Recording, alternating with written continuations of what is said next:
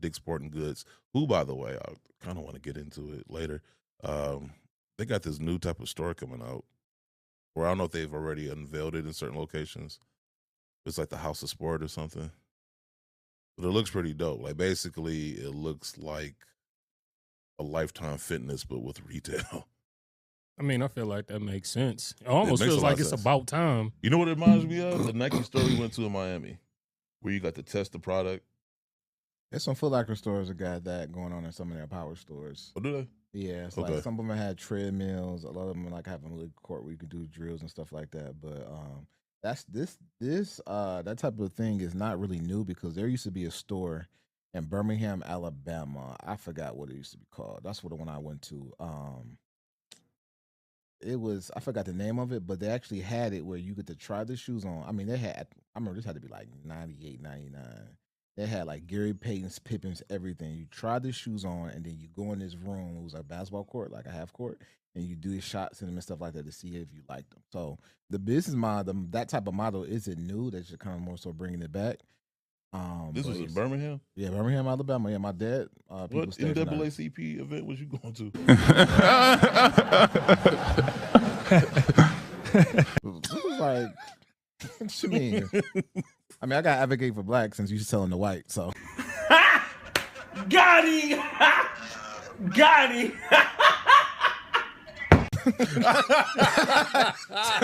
See, man.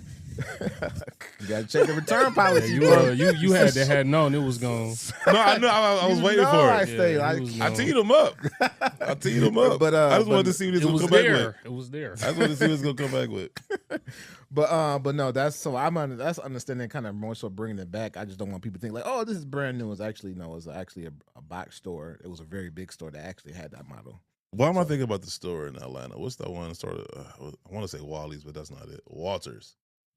That's what it is. Walters was like Puffer Reds for Atlanta. Yeah, they closed though, didn't they? That's one when Nike started taking them accounts away. I think that was one of the people. I don't know how you give them that black and blue shoe. Like you get that one Jordan 1 to 3 stores, and then a couple years later, you're like, oh, yeah, let's take all your Jordan accounts.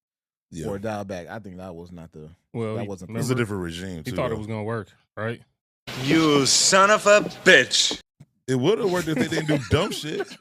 I never advocated for the boutiques getting their shit taken away. I advocated. Well, if I you do understood. direct to consumer, that it'll affect the boutiques and the large stores. It would affect the boutiques more. 'Cause, I mean, they're smaller. They can't. What other reason are people going to the boutiques for? I understand that. What I'm saying is, when they started doing a rollout, they started pulling in stuff from like a DSWs and all those other places, and I understood the logic behind that. You know what I'm saying? Like overall, the direct to consumer argument was, it made sense in the sense of, okay, 100% instead of 50%, you know, because if people are going to buy these shoes, they could buy from our website.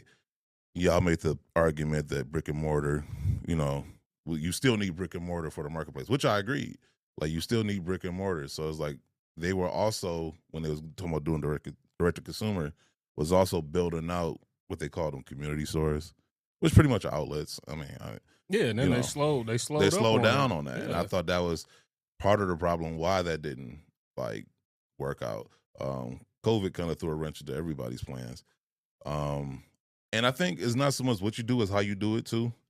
Because even with the boutiques, like, they would promise them product and then renege, like, especially right after COVID, because everybody's trying to recoup those losses. So a lot of shoes that those boutiques were already promised, Nike reneged on and was like, nah, you're not getting those now.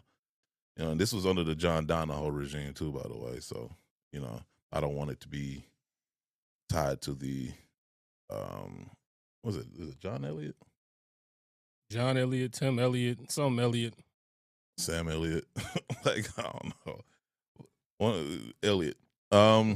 Eli. Yeah. I guess it kind of, to me, I feel like, I guess my perspective of it was a little different, seeing that while we was inside, Nike's releasing those Flints and all those other Jordans, and then they were selling out fast, and then the Last Dance came, so that boosted the resale market of those shoes that were previously released before, that people started to have this out of nowhere affinity for, right? Yeah. So because I was still Foot Locker, when we opened up, it was like we were selling stuff nonstop. We couldn't keep product because people were in the house for so long that they were ready to go, and it was and it still like that. You know, to the this PPP day. loans too. Yeah, so it's still to that day. So Nike thought. No, seriously, I think that's such an underrated element of that whole thing. Like a lot of people took advantage of that PPP loan stuff because like stuff was just selling for no fucking reason. Yeah, I was gonna say if you want to be fair, it did help boost the economy. It did.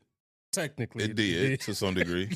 It shouldn't have, but kind of think about it this way, right? Like, however much money it costs for them to be able to build a community store and call it wherever, right? Like, I don't even know what the number is of how many total they have, but then the cost to be able to build them, maintain them, pay for staff, payroll, all of the overhead versus, hey, I can go ahead and take, call it maybe a 60% loss versus what I could, by getting, 100% of it, take 60% loss if I have somebody else take care of everything else and I can at least just recoup the profit back. Yeah. Like it's so much when you're a large corporation, like that's how you keep all your money. So if you look at the numbers, right, and this is where like all the nuance comes in. Like if you look at like the shoes that sell the most in a year, right? Like not get the most attention, but sell the most pairs. It'd be a lot of shoes that be at DSW. Like I think this was like a few years ago. We did like the top 10 Nike shoes. Yeah, I remember it was the one shoe. It was the one shoe that was like the shoe that I think all of the nurses and doctors said that they will wear. Yeah. By the way, your husband's testicles have migrated. Migrated? We'll let you know as soon as we find them. I understand that, but again, how many total community stores are there, right? Like, and I know we don't know that answer. Yeah. Versus, look at all of the different brick and mortar and online sales you can get from a DSW, a Dick's Sporting Goods, a Kohl's, Target. No, and like, I agree with you. I'm saying I think they were trying to mitigate both because like the outlet, like for example, and I think outlet like Great Lakes Crossing, that's exclusively an outlet. That's all it is, right? Right. And then you have the actual Nike store, like at Somerset, right? And I think the community store that's in downtown is like a blend of both, whereas like you get the outlet stuff, but you get the new stuff too. And you also like when they first opened too, they were trying to hold events, just like Foot Locker tried that shit too with the quote unquote power stores, right? And they were like trying to do community things, and that shit tapered off because nobody gave a fuck. Hey, nobody cares. Nobody cares. You know, that's what I think the agenda was. I mean, again, that's one of those things where I think, like, yeah, maybe it sounds good on paper, but once again, execution. But that's one of those things. It's hard to execute that when, again, you got to look at how much does it cost. Because, like, okay, the example for here in Michigan, we've got how many Nike outlets do we have? So we got 3, maybe. No, we got more than that. We got in all of Michigan. You got Great Lakes, and what else? You got the ones out in. How many community stores do we have? One, right? And then we got the one store in Somerset. Yeah, that's 5 stores. How many DSWs are in the state of Michigan? So that's a lot. But then again, but once again, because should have put that. I should have added that if I know he's going to have this conversation. Because a lot of these stores too, there's a lot of stores closing in a lot of locations too. So, no, that's true. But even like in a highly populated metro area, there's probably like in just Metro Detroit, there's probably about like maybe 10 to 15 DSWs. I don't know about that many. It's at least 5 in this area. You got one. I was gonna say at least 5. You got one in like Farmington Hills. You got one out there like Sterling Heights somewhere. You got one in Troy. Like you may have a couple in Troy, like Rochester Hills. Like you got because the other thing I'm thinking 5 of and 15 too, are two different numbers. Well, but what I'm saying with that is Metro Detroit. That's not even going out towards like East Lansing or Ann Arbor. That's not even counting. But what I'm saying is like, so you think about like the idea of a shopping mall, right? Like what we consider a shopping mall, right? We think Eastland, Northland, Fairlane, 12 Oaks, but you also have like those what they call malls that are like just side of the road type buildings almost, where it's like strip malls. Yeah, exactly. That's where a lot of these stores kind of like pop up at. Like, and they'll be in like the most random of places where you'd be like, damn, I didn't know it was a strip mall over there.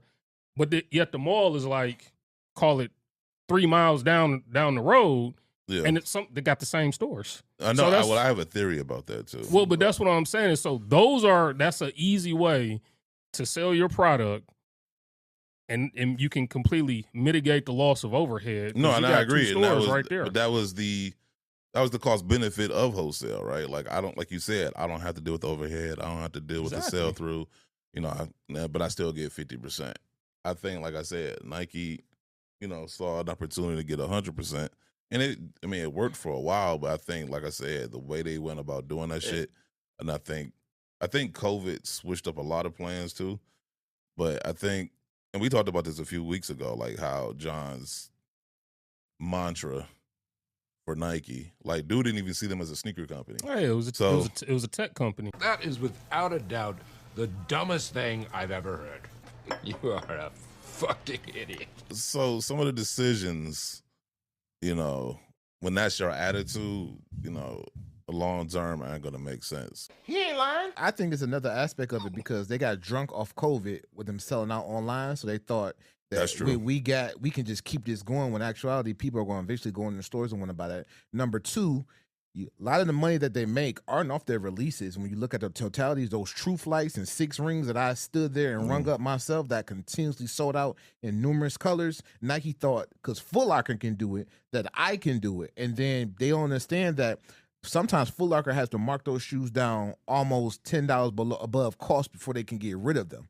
So yes, you sold them to them for $80, but Foot Locker had to sell them for $89 just to get rid of them. So Foot Locker took more of a loss than you could, and they thought that if I could keep them, I can sell them for full price. And once they started to sit them all them Team Jordans and everything, because when you go in the Nike store, your mindset is different from when you go in the Foot Locker. 100%. And Nike didn't understand that. He ain't lying. So, which is why, and then before you were telling mom and pop stores, which is why numbers can always be smoke and mirrors, because you can tell Puffer Reds, you can tell Foot Locker, hey, last quarter you bought $300,000 in Team Jordans. If you want to get these next batch of releases, you need to buy $375,000 in Team Jordans. They're gonna be pissed, but they're gonna do it in order to keep the releases, to keep the traffic in their stores. Then you go back to your shareholder and say, oh, we got this quarter, we went up 15% in sales, when actually you didn't. You just made your retailers buy more product, but that still constitutes a sale because it's bigger numbers you had the last quarter.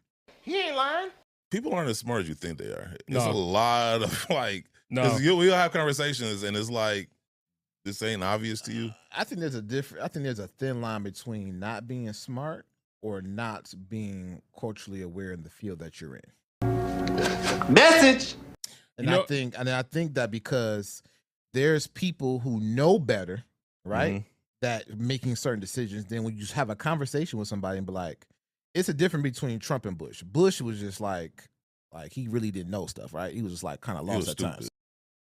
There's an old saying in Tennessee, I know it's in Texas, probably in Tennessee, that says, fool me once, shame on you. If fool me, we can't get fooled again. You got this one person who knows they're doing something wrong and doubling down on it. You know what I'm saying? Look at my African American over here. Look at him. Are you the greatest? And that's kind of what I've noticed to that. And I think Obama had put a video where Obama said, "Don't let nobody feel intimidated, because once you get in these rooms, you don't feel like you don't belong, because once the other people talk, you're like, you don't really belong at this table, but you really got exposed, or you got an opportunity nobody else got." Yeah. And that's what is starting to come when you hear these different things and how these. The term that I would use, I don't even know if it's a real word, but I would say it's over analytical. Everything, data.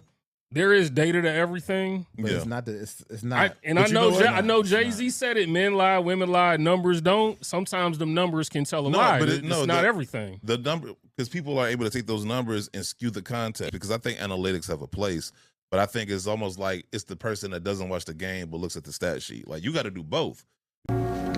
Message. You know what I'm saying? Because the game gives you context to the stat sheet. So case in point, like we talked about Dwight Howard a few weeks ago, right? You'll look at the stat sheet and say, oh, he ain't got no block. He ain't get no blocks this game. Or he ain't do nothing. But if you watch the game, the reason he ain't get no blocks because nobody wanted to come to the paint because he was down there. So everybody was taking these long-ass jump shots. But if you watch the game, you're able to contextualize why he didn't get blocks. You know what I'm saying? And so I think a lot of times with analytics have kind of made people lazy. Analytics have taken away people's ability to discern what is and what isn't. It has taken away people's ability to take risks. It's all about balance. I think we just keep going from one extreme to the other. and none of it is good.